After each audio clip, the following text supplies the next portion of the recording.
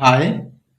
आज के इस वीडियो में हम एक्सेल के अंदर डेटा टेबल के ऊपर बात करेंगे और डेटा टेबल के ऊपर जो है हम डिफरेंट जो है एग्जांपल करेंगे। तो डेटा टेबल एक्चुअली हमारे पास अगर आप जो है किसी भी जगह पे काम कर रहे हैं, वहाँ पे आपके साथ एम्प्लॉई है, उसको आप डेली वेजेस दे रहे हैं, मतलब डेली हिसाब से आप उसको पे कर रहे हैं या वीकली हिसाब से कर रहे हैं या मंथली हिसाब से कर रहे हैं या ईयरली हिसाब से, तो उसका आप एक प्रॉपर रिपोर्ट बना सकते हैं विद डेटा टेबल। और वो भी सिर्फ एक क्लिक के साथ, एक फंक्शन, एक फार्मूले को हम लगाएंगे और वो करेंगे। तो सबसे पहले आप लोग को नजर आ रहा होगा डेटा टेबल मैंने लिखा है डे वाइज। अब नीचे आप लोग को शीट का नेम नजर आ रहा होगा, यहाँ पर मैंने लिखे नेम, कुछ एम्प्लॉय के नेम है जो आप लोग को नजर आ रहे हैं। फिर हमारे पास वीक की जो मतलब फॉर एग्जांपल डेज है, वो नेम्स मैंने लिखे। मंडे से मैंने स्टार्ट किया और संडे तक मैं गया। अगर आप लोग संडे नहीं भी लिखना चाहते तो आप लोग नहीं यहाँ पर ना लिखे, कोई मसला नहीं है। फिर मैंने यहाँ पर जो है ये सेल, ये नेम के नीचे आप लोगों ने सेल छोड़ना है और मंडे के मतलब जो फर्स्ट सेल है, जो फर्स्ट आप लोग का डे हो सकता है, मंथ हो सकता है, ईयर हो सकता है, तो उसको आप लोगों ने ब्लैंक छोड़ना है। यहाँ पर हम फार्मूला लगेंगे, उसी फार्मूले के थ्रू जो है हम सारा काम करेंगे। सही है।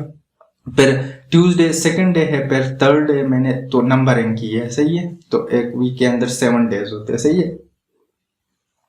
फिर मैंने यहाँ पर डेली बेसिस पे एम्प्लॉय को हम कितना दे रहे हैं, तो वो यहाँ पर मैंने मेंशन किए 20,000, 22,000, इस तरह 24, 26, इस तरह जो है उसको हम कितना पे कर रहे हैं पर डे के हिसाब से। अब 2 दिन का उसका कितना होगा, 3 दिन, फिर 4, फिर इस तरह 7 दिन। तो हम यहाँ पर क्लिक करेंगे। क्लिक करने के बाद इक्वल लगाएंगे और इस डेटा से बाहर, जहां पर ये डेटा लिखा है, इससे बाहर कोई भी 2 सेल सेलेक्ट करें। फॉर एग्जांपल इक्वल मैंने लिखा L1 और इसके नीचे सामने वाला सेल नहीं सेलेक्ट करना, मल्टीप्लाई करें। मल्टीप्लाई के लिए ये सिंबल है, ये हमारे पास एस्टेरिक है, और L2। तो ये आप लोग का डेटा से बाहर भी आ रहा है और ये एक दूसरे के ऊपर नीचे है, मतलब सामने से सेलेक्ट नहीं करना। तो हमने L1 को मल्टीप्लाई किया L2 के साथ। अब ये आप लोगों ने ये याद रखना है, हम डेटा टेबल के ऊपर ये हम फिर परफॉर्म करेंगे। जैसे ही मैं एंटर करूंगा अब 0 आ गया, क्योंकि इस सेल के अंदर कुछ है नहीं, तो इसी वजह से वो 0 आ गया।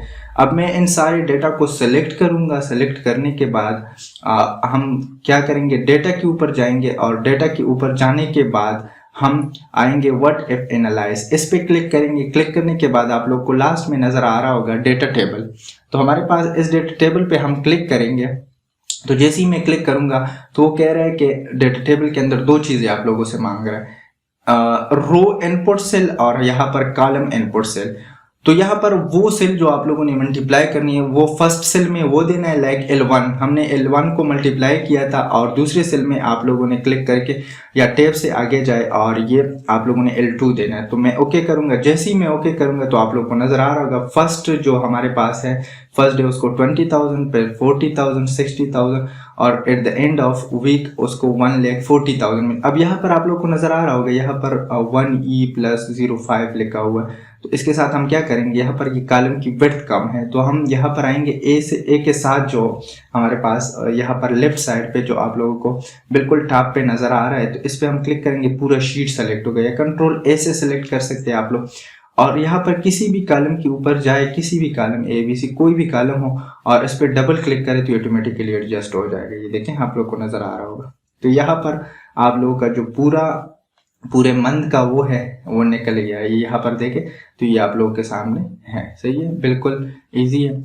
अच्छा, तो इसको हम 1,40,000 देंगे, इसको इतना, और फिर इस तरह आप लोग देख सकते हैं। अगर आप लोग डे वाइज देखें तो डे वाइज जो हम कितना पे करेंगे, तो यहाँ पर आप लोग इसको टोटल भी कर सकते हैं। Alt प्लस प्रेस करें तो ये ऑटोमेटिकली प्लस हो जाएगा। तो ये देखिए हम मंडे को इतना पे करेंगे सारे एम्प्लॉय को, और यहाँ पर आप लोग ड्रैग करें तो यहाँ पर आप लोगों को नजर आ जाएगी। सही है। अब यहाँ पर ये छोटी है तो आप लोगों ने डबल क्लिक करके इसको एडजस्ट करना है। सही है। तो ये आप लोग को नजर आ रहा होगा Monday, Tuesday, Wednesday, per day के हिसाब से आप इसको प्लस भी कर सकते हैं Alt प्लस के साथ, ऑटो सम का जो फार्मूला है। सही है, सिंपल सी बात है। इसको मैं डिलीट कर रहा हूँ फिलहाल, हमें ये नहीं चाहिए। तो ये हमारे पास डेली रिपोर्ट हो गया। अब हम आते हैं वीकली रिपोर्ट के ऊपर। सही है। तो एक मंथ के अंदर 4 वीक्स आते हैं। सही है। अब सेम तरीका है, मैंने नेम लिखे कुछ एम्प्लॉय के, उसकी वीकली चार्जेस कितने हैं, पर वीक हम उसको कितना पे कर रहे हैं, और वीक के हिसाब से, फॉर एग्जांपल यहाँ पर 4 वीक है, 1 मंथ के लिए हम निकाल रहे हैं, तो यहाँ पर क्या करेंगे, अगेन ये 2 सेल ब्लैंक छोड़ेंगे सेकंड, और उसमें क्या करेंगे, इक्वल लगाएंगे, और यहाँ पर कोई भी, फॉर एग्जांपल यहाँ पर मैं इस बार M1 आप लोग प्रेस भी कर सकते हैं और यहाँ से सेलेक्ट भी कर सकते हैं, मल्टीप्लाई विद M2, और जैसे ही मैं एंटर करूंगा 0 आ गया। अब इसको मैं सेलेक्ट करूंगा, सेलेक्ट करने के बाद जो है मैं इंसर्ट डेटा पे जाऊंगा, डेटा पे ऑलरेडी मैं हूँ, तो मैं क्या करूंगा, सबसे पहले मैं इसको सेलेक्ट करूंगा और डेटा पे जाऊंगा। डेटा पे जाने के बाद व्हाट इफ एनालिसिस, और या एनालिसिस भी आप इसको कह सकते हैं। अच्छा, इसमें डेटा टेबल पे जाऊंगा और यहाँ पर मैं वो दोबारा दूंगा लाइक M1 और टैब प्रेस करके M2 और ओके कर दूंगा। ओके करने के बाद आप लोग के सामने है, यहाँ पर देखिए फर्स्ट वीक में वो 2000, फिर सेकेंड में 4000, 6000 और 8000, तो eight the end of month हम इसको देंगे 8000।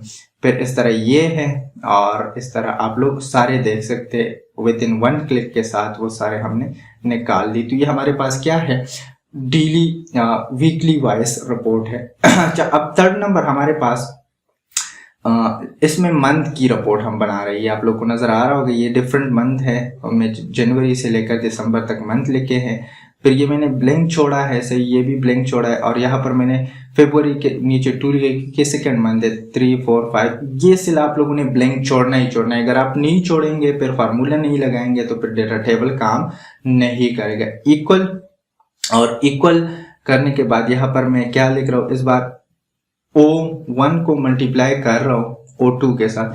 आप शीट के अंदर कोई भी सेल सेलेक्ट करें, आप लोगों को याद होना चाहिए, लेकिन इस डेटा के अंदर जो सेल है इसको सेलेक्ट ना करें, सही, ये तो बेहतर होगा। आप सेलेक्ट कर सकते हैं, लेकिन बेहतर यही है कि बाय सेलेक्ट करें, फिर कंफ्यूजन थोड़ी सी कम होगी। जैसे ही मैं एंटर करूंगा, तो एंटर करने के बाद जो है मैं इसको सेलेक्ट करूंगा। सेलेक्ट करने के बाद मैं कहा डेटा पे जाऊंगा, मैंने पूरा सेलेक्ट किया, डेटा पे जाऊंगा, और डेटा पे जाने के बाद व्हाट इफ एनालिसिस पे जाऊंगा और डेटा टेबल पे जाऊंगा, और डेटा टेबल में इस बार मैं दूंगा O1 और O2 जो हमने सेलेक्ट किया। ओके कर लेंगे। ओके करने के बाद यहाँ पर आप लोग को नजर आ रहा होगा।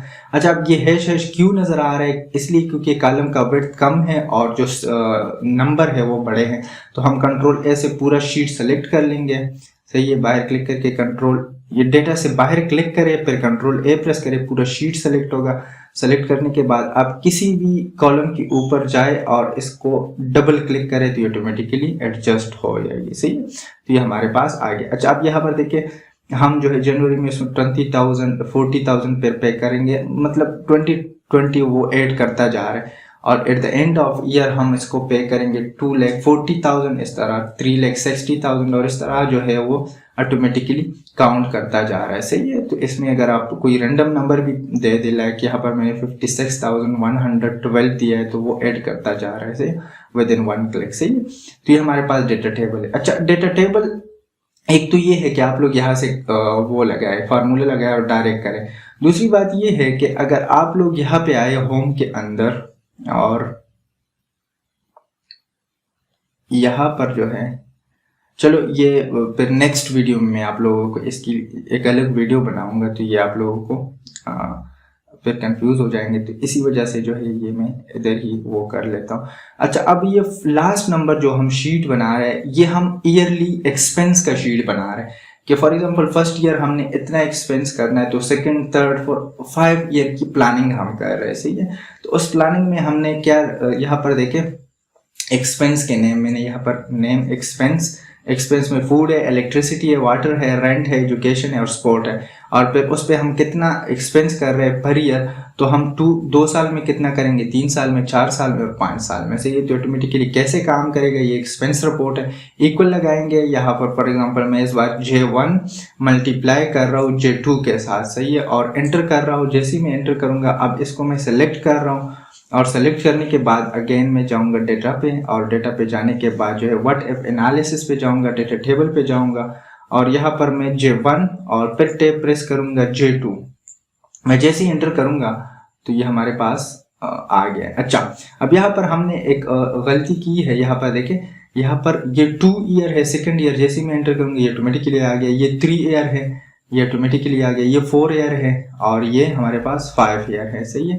अच्छा, अब इसमें ये है ना कि अगर आप लोग ये वैल्यू नहीं लिखेंगे कि कितना हम एक्सपेंस कर रहे हैं और ईयर की नेम नंबर नहीं लिखेंगे, तो ये मल्टीप्लाई कर रहा है इस नंबर को इसके साथ। अगर आप ये दोनों नहीं लिखेंगे तो फिर कैसे मल्टीप्लाई करेगा, तो वो ब्लैंक के साथ ही मल्टीप्लाई करेगा। ये नंबर को मल्टीप्लाई कर रहा है इस नंबर को इसके साथ। ये तो हमारे सिर्फ इंफॉर्मेशन के लिए है कि ये ईयर 1 है 2 है, ये भी हमारी इंफॉर्मेशन के लिए।